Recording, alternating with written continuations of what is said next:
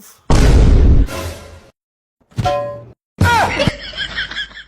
তুমি আমাকে ভালোবাসার কথা বলে জান আমার কথা শোনো। লামিয়ার সাথে তুমি এখানে আসছো।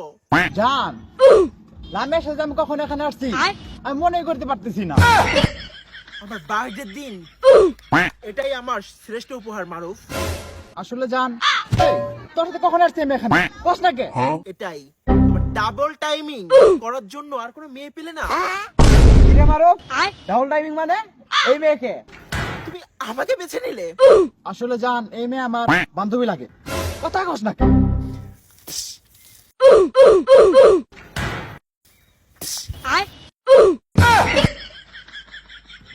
জমিদার বংশের মেয়ে, খান বংশের মেয়ে।